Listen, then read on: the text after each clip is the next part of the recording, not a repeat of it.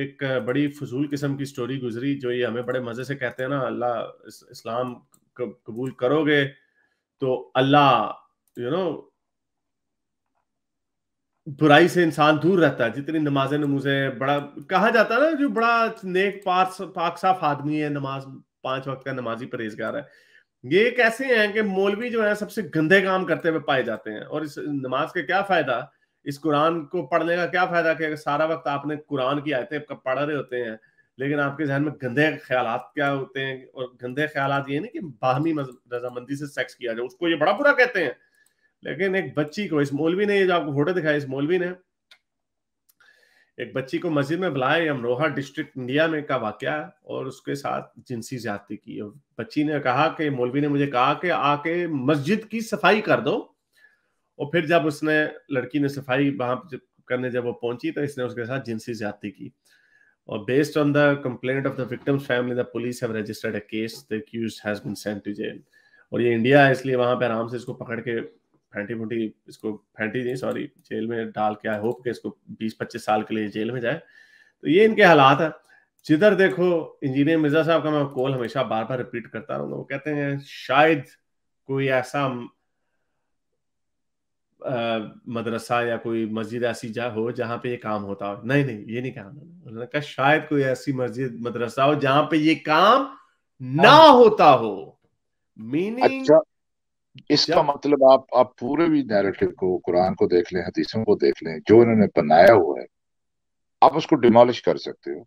आ, मिसाल के तौर पे ये कहा जाता है कि नमाज जो है बेहयाई और बुराई से रोकती है।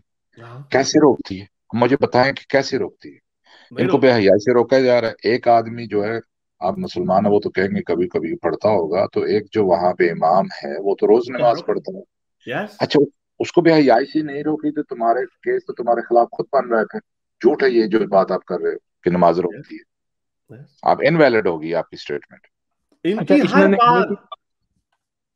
हर्ष पे इन्हीं की तारीख से एग्जांपल दे दूं कि वो बड़ी मशहूर है, वो जो रमजान में ये रोजे रख के पहले सेक्स नहीं किया कर सकते ना बीवियों से, वो यहूदी ट्रेडिशन चलता आ रहा था। तो जब इन्होंने कर लिया, फिर वो आ गई आयत कि जी वो देखते हैं यानी कि आप ये देख लें, हालांकि रोजा में एक एक थोड़ा सा टेक्निकल पॉइंट बता रहा हूँ, क्योंकि रोजे की जो इबादत है वो पूरे एक एहतमाम की होती है, छोटे से टाइम पीरियड के लिए होती है। एक नमाज तो रेगुलर है ना, हर 3 घंटे 4 घंटे बाद आपने जाके करना है। रोजे ने आने पूरे तमाम के साथ, जैसे पाकिस्तान में सेलिब्रेशन होता है, पूरा एक महीना चलता है। तो उसकी जरा रिक्वायरमेंट और है, लेकिन वो भी नहीं रोक सका। यानी कि ये जो आर्गुमेंट है कि इबादत या नमाज आपको बुराई या परहेजगारी से रोकेगी, तो रोजा भी नहीं रोक सका, क्योंकि रोजे का दर्द उम्र का, चले उम्र का तो फिर, चले ऊपर है उम्र का नमाज तो, से, हाँ चले उम्र का तो इबादत की आप जब, सेंस में हज है हाँ सबसे ऊपर, वो तो रुकन है, नमाज है। आपकी कट रही है आवाज बहुत ज्यादा पाबशीर। उम्र का आपने याद करा दिया कि हाँ, रोजा भी रोकता है इंसान को। ये कैसा रोकता है? गजाली की किताब में लिखा है, हियाउल उलूम में, ये पढ़ा जा रहा है। हाँ जी। हजरत उमर जो सहाबा में सबसे बड़े जाहिद और आलिम थे, उनके हाल में मनकूल है कि रोजे का अफ्तार सोहबत से किया करते। आय हाय हाय हाय। सेक्स ये आपके सबसे अच्छे, रोजा नमाज बेहयाई से रोकता है आपको ये। और ये आपके सबसे आला लोग हैं, हजरत उमर। आह, ये कोई आम मौलवी बेंचमार्क शोलवी नहीं है। Benchmark, yes. वो रोजे का इफ्तार ही सोबत से किया करते, यानी पूरा दिन उनके जहन में एक ही चीज चल रही है, यार कब रोजा खुलेगा, कब मैं ये और टिंडोंग इसमें करूंगा। एक सेंटेंस बड़ा कमाल का ऐड करने वाला, कि ताकि वो इबादत में रुग़बत, मतलब वो डिस्ट्रक्शन ऐड ना हो, क्योंकि हाँ वो हाँ उस तरफ माइंड ना जाए, इस वजह से पहले हाँ। खड़का लो। पहले, और अच्छा चले आपके के खड़काया भी, चलो अच्छा, चलो एक दफा। फिर जाने उधर से वो कौन सी, मुझे भूल गई है, वो रोजे की इफ्तारी की वो कौन सी आयत होती थी, मुझे पकोड़े याद है, मुझे वो नहीं याद। वो जो रोजा खोलने की आयत होती थी, वो दुआ होती थी, एनीवे। तो उसके बाद उन्होंने वो अफ्तरतु दुआ ला की है। तकनतु वबी आमनतु वलैका तवक्कलतु वला रिज़्क़ी का अफ्तरतु। हाँ वो वाली, वो वहां रिस्क की क्या अफ्तार, तू, हाँ रिस्क से अफ्तार करते हैं, वो वाली ना। वो वो और हजरत मुझ के मुंह से वो चल रही है। और साथ बेगम के साथ अब हम। यार अच्छा। आरिफ भाई, अंदाजा लगाएं कि ये हमारी जो लेडीज हैं, हमारा तो एक माहौल चलता है, अभी पकोड़े बन रहे हैं, वो बन रहे हैं, उनको तो पता ही नहीं होता कि यार ये अगर वो ये पढ़ लें कि यार ऐसे होता था, हम तो पकोड़ों का इंतजार कर रहे होते हैं, अम्मा जी पकोड़े ले आओ, ओ कोई हाँ तो दही छोड़े, भले ले अच्छा। आओ। आगे क्या होता है, चल रोजे का अफ्तार सोबत से किया करते और खाना बाद को खाते, और बाज़ औक़ात मगरिब पढ़ने से पेशतर हम बिस्तर होते, फिर नहा कर नमाज पढ़ते। और उसकी वजह ये थी कि दिल इबादत इलाही के लिए फारिग हो जाए, यानी नीचे जो तलवार में जो शलवार में जो अच्छा तूफान आया हुआ ना, वो पूरे तरीके से काबू हो जाए, फिर अच्छा, करेंगे हम ये काम। थोड़ा सा मैं इसके बारे में कहना चाहूंगा। ये जो नया अभी पॉइंट लेकर आए हैं कि इबादत के हवाले से नमाज से के बारे में हमने बात की कि ये बेहयाई से रोकती है, और हमने बताया कि बेहयाई से नहीं रोकती है, ये झूठी बात है। उससे भी बड़े जो आप देखेंगे जो रोजा रखा जाता है उससे हमें बताया जाता है, और सुबह शाम हर साल मुसलमान क्या चीख रहे होते हैं कि इंसान को अपनी डिजायर्स पे कंट्रोल करना सिखाता है रोजा। रोजा हमें ये सिखाता है सब्र करना, कैसे आपको तैयार किया जाता है एक मोमेंट को। आप मुझे बताएं कि जब रोजे का इन्होंने रोजा रखना शुरू कर दिया शुरू शुरू में, तो यहूदियों को जो रोजा होता है वो रात का भी होता है, ठीक है। अच्छा, जब इन्होंने देखा कि ये तो पड़ गए, अब ये रोजा तो रख रहे थे लेकिन रात को इन्होंने मुबाशरत कर डाली।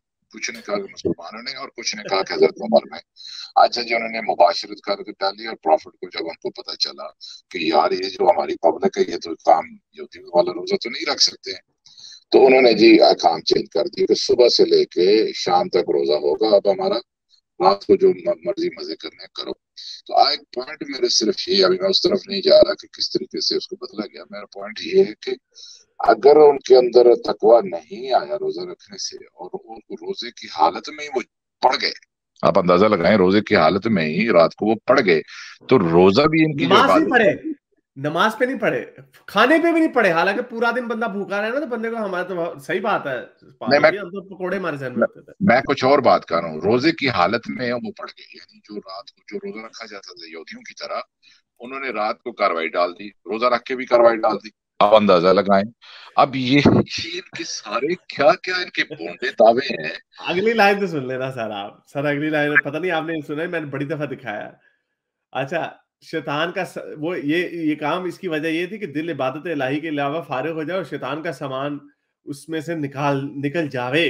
और कहते हैं, कहते हैं कि माह रमजान में उन्होंने नमाज इशा से पेशतर अपनी 3 लौंडियों से सोहबत की। 3 गैंग बैंग उर्जियां हो रही हैं ईशा की नमाज से पहले। अच्छा हारिस, जिस तरीके से हम रोजा रखते हैं तो खाना अरेंजमेंट करके रखा जाता है कि इसको मैं खाऊंगा, उन्होंने हम तेल को तैयार करके रखा होता था कि इधर खड़े हो जाओ, उधर खड़े हो जाओ, उधर खड़े हो जाओ।